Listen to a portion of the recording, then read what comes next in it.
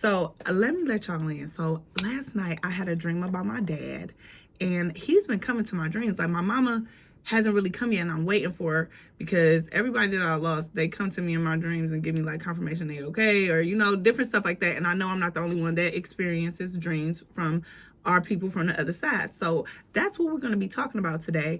On the 28th hour of truth. But I had a dream about my dad, and the last words he left me with honestly have been stuck with me all week. Like, literally, I had a dream about him the other night. I said last night, but the other night, and those last words really stuck with me because I'm like, what do you mean? Like, what am I supposed to do with that? And so I want to know, out there, my 28th hour insiders, my newcomers, that's 28th hour insiders, have you ever experienced like a dream that felt so real? Because I have a couple of dreams that I've had first hand experiences where it felt too real, right?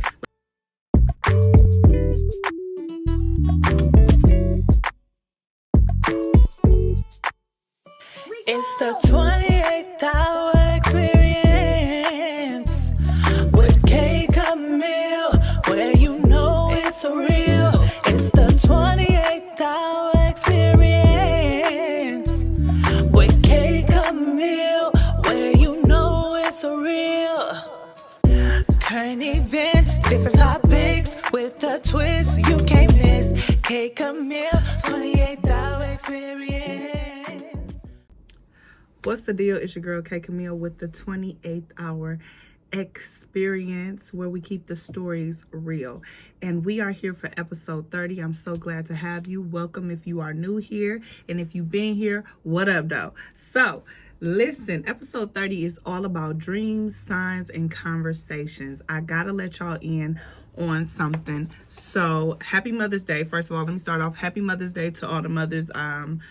I hope y'all had a good Mother's Day. I had a very quiet, peaceful Mother's Day, and that's all I could ask for. And I hope that everyone had a great Mother's Day too, okay? So let me let y'all in. So last night I had a dream about my dad, and he's been coming to my dreams. Like, my mama hasn't really come yet, and I'm waiting for her because everybody that I lost, they come to me in my dreams and give me like confirmation they okay, or different stuff like that. And I know I'm not the only one that experiences dreams from our people from the other side. So that's what we're going to be talking about today on the 28th hour of truth. But I had a dream about my dad, and the last words he left me with honestly have been stuck with me all week. Like, literally, I had a dream about him the other night. I said last night, but the other night, and those last words really stuck with me because I'm like, what do you mean? Like, what am I supposed to do with that? And so I want to know, out there, my 28th hour insiders, my newcomers, that's 28th hour insiders,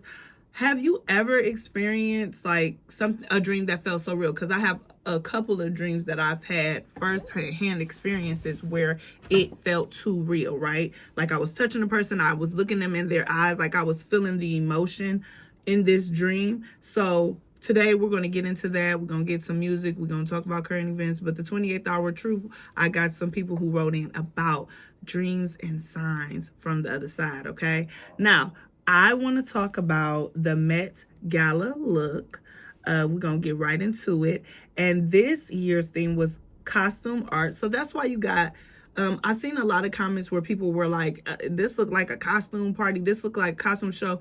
But ultimately, the theme was costume art. So that's where you got a lot of whimsically looks and very off the wall looks. So we're going to look at a few. It was a lot. So I got a few that we can look through, okay? So let me go and show y'all these pictures. So, of course, one of the co-chairs this year was Beyonce. I think Nicole Kidman was one as well. The Met Gala, you had people that were upset that it was sponsored by Jeff Bezos. It's always something, but we are talking about the fashion part today. So let's start off with Beyonce. She looks really, really good.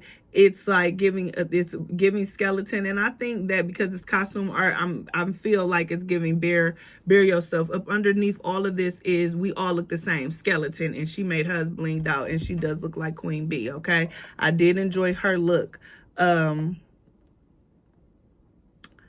A$AP Rocky, he looked really nice. A lot of times with Met Galas, guys look really underwhelming. Guys don't really dress the part. They just put their tuxedo on and be with their date or be solo, whatever. ASAP always dresses up. He always dresses really nice. You can see Riri behind him, but he looks really nice. I love the apple. I love that pink with that black. It looks really, really clean. It looks like art. It does. They look like art next to each other. Rihanna, I love the pewter color, that silver metally look. She always gives a nice look. I love how her makeup always matches. Is it one of my favorites? No. But is it the worst of the night? Hecky no. Because if y'all go on Google and just type in Met Gala, y'all will see that Rihanna, it was like, that wasn't my favorite from Rihanna. But was it on theme? Yes, it was. Now, Tiana Taylor. I don't like this look for Tiana Taylor. It gave more costume. You can see her silhouette, and that's what gave the art. But it just feel like, because what Tiana gives accessories. Tiana gives, movement, and I get the movement of this, but it's covering her face. It's swallowing her body. It just, like, her body itself is art. So I wish you would have did something more sculpted, like and ate the sculpted look up. But it's Tiana Taylor. That was her costume art look for the Met Gala. We got Blue Ivy showed up with them collars pointed up, them glasses, them stunner shades on, and she looked very clean, very, very ladylike. And it was funny because they were talking about how they were trying to get her to take her sunglasses off, and she had a moment. She was like, I'm gonna take them off up there, Dad. I'm gonna take them off there. It's a scene, it's a moment, let me have my moment. And she made history by being the youngest guest of the Met Gala ever. So Beyonce was like, I'm gonna put my sprinkle on it, and she was just a proud mom. That was so good to see. Like, she just kept saying, I'm just happy to be here as a mom. It wasn't not about her. Like, I enjoy when moms are like really just looking at, look what I created, Now, I don't know what his name is, but them shoulders and them arms, he gave with them shoulders and the arms. And I put him because he gave art. He showed the mesh between masculinity and femininity, with the arms masculine and that shirt feminine. He looked good. He did. I don't know his name, but he did. He looked very sharp. Okay. Now this look here, it was like, okay, what's going on here? I never seen a crop leather suit top. I don't know. It looked clean, but I don't like that jacket. That jacket feel like Madonna should wear with the top hat, or Beyonce or Britney Spears. Like, it looked like that. It's giving that, but I don't know who she is either, but she is just the art of giving life. I love how the color is right where the baby is. That she is beautiful. She is art. She is the art. That's it. I had Janelle Monáe never fails. Janelle Monáe never fails. She, first of all that garment, all those metal things and stuff, they moved. So she always gives us, she always is going to give a look, and she did not disappoint. It's the earth. It's wrapped up in wires and technology, and her body is sickening. So yes, she won. She was my winner. So that's, she always is my fave, and she was my winner for Met Gala. SZA, I love this color. I love this color. I hate she covered her face. Like, even if she had those trees at the top, she could have had those trees at the top, but covering her face took away so much, because I feel like her face is what would have made that pop, because she's so beautiful. But that color is something about brown and that yellow. It just goes well. She looked beautiful, but these seashells and all of that, I can't see you, SZA. We want to see you, SZA. You're beautiful.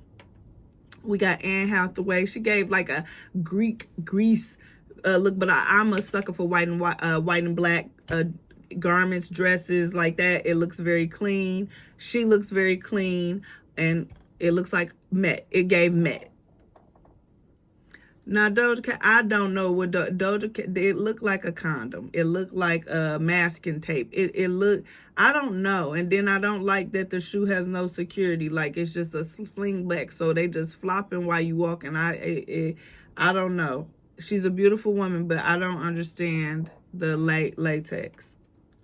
Cardi B, I believe her costume art look was based off paper dolls, I believe. I don't know the artist's name, but I was doing my little research looking to see did people match up with their stuff, because it's a lot of people that I'm not showing right now, it's too much, but that dressed up on thing. But this was not one of my favorites from Cardi, just because it didn't look like I don't like the bottom. If anything, I don't like the bottom. That looks like intestines or chitlin. I don't know. It don't look right to me. But she's beautiful. I do appreciate that they added the color, because I feel like if that purple and that red wasn't in there, it would have looked a complete catastrophe. Okay, and Cardi usually eats up, but she likes to follow the direction of the fashion. It's the fashion for her, so it's fitting that she stepped out and did something off the wall.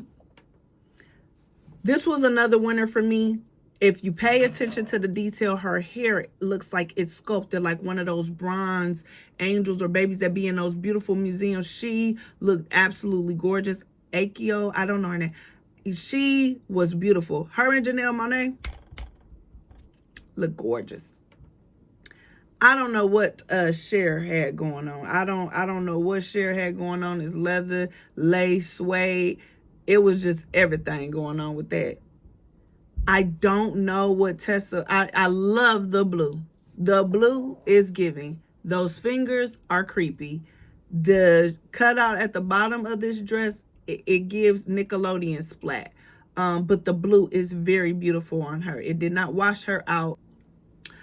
But she looked beautiful. Doshi, this is an upgrade from the Gucci shorts, so I do appreciate that. She's brave for being barefoot, but it matched her thing. She's queen of the Nile. I love that wine. It complements her skin complexion. Beautiful. The tattoo, it looked really good. I love this look compared to the last Met Gala look for sure. Tyler, I can't get out of my head when I seen the comments saying it looked like J-Lo threw up from when she wore that dress to the Grammys. And I can't get it out of my head. It do look like a J-Lo lookalike dress. It do. She's a pretty girl. It do, but it gives J-Lo. I can't stop thinking about J-Lo when I look at the dress. I'm sorry. Kiki, I don't know. I don't know what part of art and Kiki it usually gives, and this didn't give for me. I love the red dress, like color on her, and the red dress would have worked. I don't know if it was the red hair that threw me off. I don't know what y'all think. I don't know. Y'all let me know in the comments. Serena Williams, I don't know. The gold sand shoes with the silver metallically dress, I don't know. I think she was looking for Greek look. I don't know. Y'all let me know. Law Roach, I love him. He is clean, and the art is on the side, just a little peek, a little taste. The bust down. Him, Janelle, the sculpted lady, all give me what I needed. The Domingo guy, he's in all those good shows on Netflix. He was colorful, whimsically. I appreciate those bright colors on his beautiful skin complexion. So would it be something I wear? No, but I appreciate him with costume art for this. I feel like that is costume art. He looks nice. And that's what we're going to end it on with the Met Gala looks. I tried to give you as much as I can, but we got to move on, okay? Let me know which one was your favorite Met Gala look, if I didn't show it or from what I showed y'all, okay?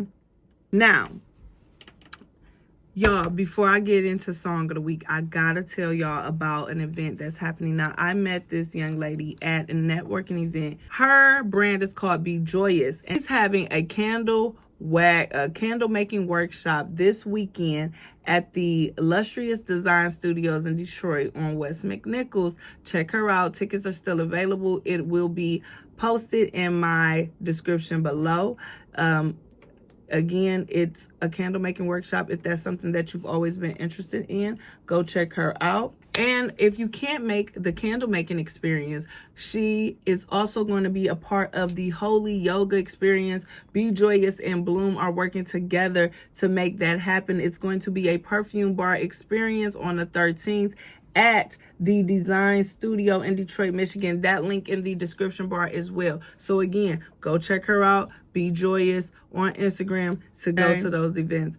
Now, I want to talk about Song of the Week. Song of the Week, I just heard this song. The Song of the Week is called Queen by Fat Wigwa featuring Toby Wigwa. And I hope that I'm not butchering those last names, but when I tell you this song is complete fire, the beat, the nostalgia of coming to America. Queen is a pick-me-up song. Your chin cannot be held down when you listening to the song. And the beat is so out cold. I need y'all to check this song out. Like, this is a good pickup song for the ladies. But you know, guys like songs with good beats and stuff to, you know, play in the play in their car. This one is that. Like, check out Queen. It's a really, and I love this album cover. It is a good song. Like, man, she got some lines in there where you like, woo, like, yeah. Check it out. I want us to move on to Beyond the Headlines. Let's get serious a bit. As you guys know, I know y'all been seeing all over the internet about the hantavirus.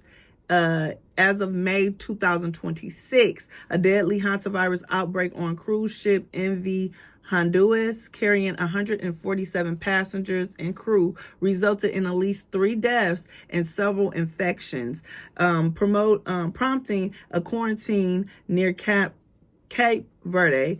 The outbreak is caused by Andes virus, a rare strain capable of human-to-human transmission, which is now suspected, and this is noted by the World Health Organization. Now, a lot of people are like, what the hantavirus? So what they're telling us is it's a virus that people catch from feces or urine from rodents like rats and stuff like that. It's a rare, severe respiratory disease transmitted to humans primarily through contact with infected wild rodent droppings, urine, and saliva, particularly in rural areas. But in this case, it's on a cruise ship. Now, typically humans contact hantavirus by inhaling virus particles from the infected rodent's urine, droppings, or saliva.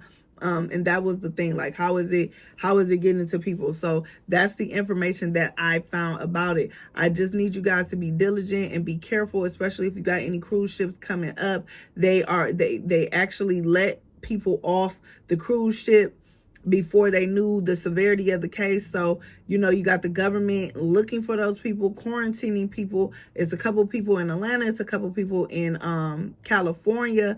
But they let people off the cruise ship. And now you have to be careful, be mindful, and just pay attention to your surroundings. Pay attention to people. They doing all the extra coughing and all that. Get out the way. You know, I won't be surprised if they try to do another 2020 on us, okay? Because this is all weird, you know? Still talking about cruise ships. Disney cruise ship employees arrested on child porn charges. Between April 23rd and the 27th of 2026, U.S. federal agents arrested multiple Disney Cruise Line employees, including workers from Disney Magic, during a string operation in San Diego targeting child sexual abuse material. Federal authorities detained 28 crew members across 8 ships, 27 of whom were found to have been involved with illegal content. This is Disney World, guys. This is what's happening. When you're on these cruise ships with your kids, I know that they have where you can put your kids somewhere, but don't just, you know, bank on that now, because it's too much going on, and you don't want your kids to go missing, and you don't want your kids to end up on the dark web without your, you know, and that's why I'm so mindful of posting my children now. I don't really post them how I used to, like in the beginning when I was a mom. In the beginning, I was always posting my son. And now that I have multiple, I don't, because the world is so crazy, and with AI, and you can just manipulate all these things. It's just not a safe place. Now, let's move on to my last story from Beyond the Headlines, where the FedEx driver who kidnapped the 7-year-old Athena Strand from her home when he was delivering a package. Yes, he was just now sentenced on May 5th of this year to death. Okay, as well as deserved, because he unalived the 7-year-old girl Athena Strand. They have video of him threatening her with a cutting object, and he used that. On May 5th, 2026, a Texas jury sentenced former FedEx contract driver Tanner Lynn Horner to death for the kidnapping and murder of 7-year-old Athena Strand. The sentencing followed a month-long trial where evidence revealed the brutal details of the November 2022 unaliving, which took place after Horner delivered a Christmas present to the girl's home. Now, her parents noticed she was missing. And again, this is 2022. So this is how long the justice system takes for stuff like this. They could have figured that out in 2 seconds, but they got to do their job. And I'm glad that they did a diligent job. Texas don't play. Why would you do that? Why would you do that? Rest in peace to baby girl, Athena Strand, and I'm praying for your family and their strength through this, and I'm glad that justice was finally served. Now, y'all, I told y'all about my dream from my dad. I've had 2 so far since he's passed away, and I just was so curious.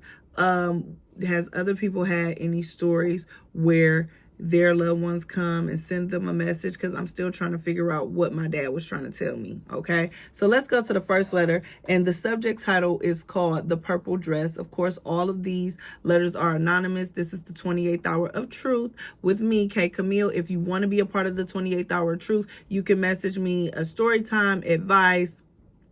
Be on the lookout on my page on the 28th Hour Experience on Instagram when I'm messaging about look out for a topic. You can send it in, DM me at the 28th Hour Experience on Instagram, or you can email me at the 28th Hour exp@gmail.com, and we'll bring it up on the show. We'll talk about it together. We'll get through it together. Trust me. Now, our first letter is called The Purple Dress, and it's anonymous. Of course, all our 28th Hour truth letters are anonymous.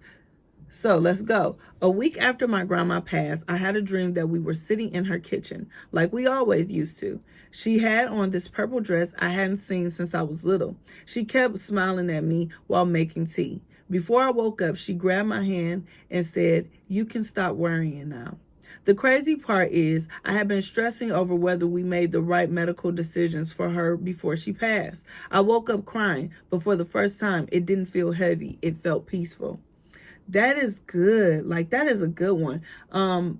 My sister came to me and gave me confirmation too. Like, I love stories like that because you hold so much guilt. Like, did we do enough? Was it enough? Are they okay? Are they mad at me? Like, because when you are put in that realm of making a final decision for somebody that was your caretaker, like I had to make decisions with my siblings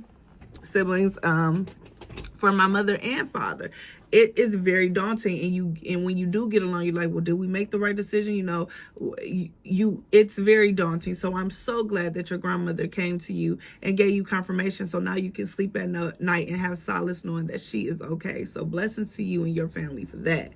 Let's go to the next story, the next letter. It's called Check the Drawer, and he says, my older brother passed unexpectedly 2 years ago.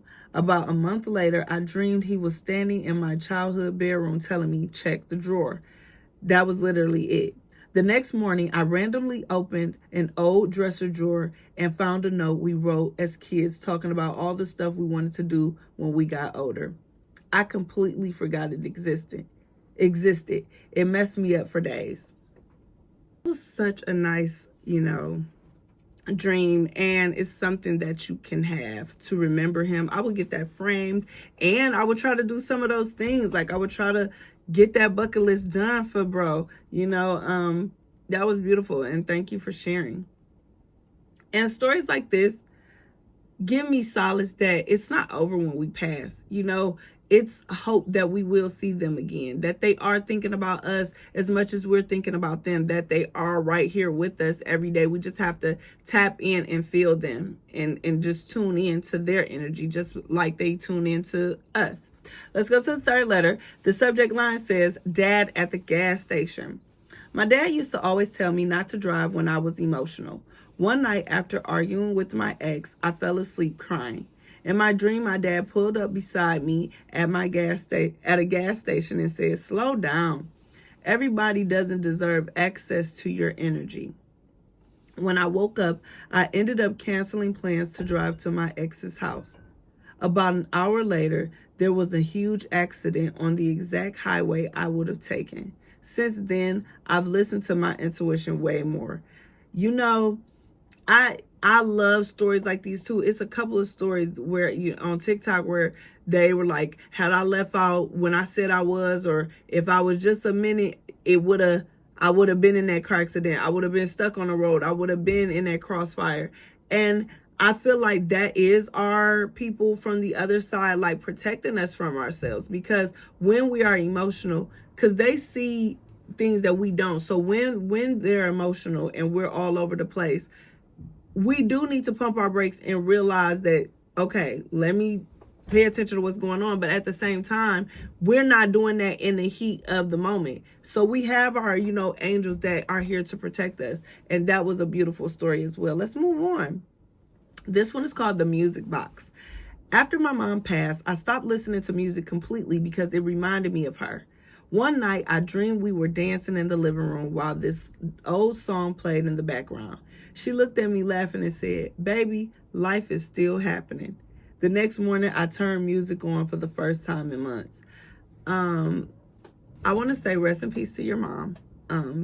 I feel for you because I'm going through the same thing too. And what I can also say is, my mom was a music girl. She loved music, and I stopped listening to music too. And when I turned on her favorite song, I felt her. And I was like, I can't stop listening to music because you left, because that was our favorite thing. So I'm so glad that you shared that. I'm so glad that you're back listening to the music. And I posted a video, and I'm going to put it in the description below, but that's a screenshot of it, of my video talking about grief. And not letting yourself drown in the grief. We do have to continue to live because they wouldn't want us not to.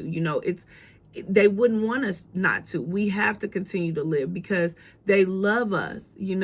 That love that they have for us doesn't die.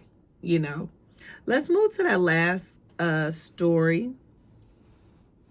It's from... Oh, it doesn't even have a subject. Okay. About 6 months after my aunt passed, I started having trouble sleeping. Every night around 3 a.m., I wake up feeling like somebody was standing in the hallway outside my room. I kept brushing it off as grief or anxiety. Then one night, I finally dreamed about her. In the dream, I was back at my grandma's old house. Everything looked exactly the same, except the lights kept flickering. I could hear music playing softly somewhere in the house, but I couldn't tell where it was coming from. I remember walking room to room trying to find it, and every clock I passed said 3:17. When I got to the kitchen, my aunt was sitting at the table wearing the same gray sweater she used to wear all the time. She looked completely normal, except she wouldn't blink. She just stared at me calmly and said, "Tell your mother to check the blue box before Friday." I asked her what blue box she was talking about, but before she answered, the kitchen light popped and everything went dark. Right before I woke up, I heard her say, "I'm serious." I woke up sweating and immediately checked my phone. It was exactly 3:17 a.m. The next morning, I called my mom and told her about the dream. She went completely silent. Then she asked me, "Did she say blue box?" Apparently, my aunt had an old blue jewelry box stored in the back of a closet that nobody had touched since she passed. My mom opened it later that day, and inside was a handwritten letter along with photos and a necklace my aunt wanted her to have.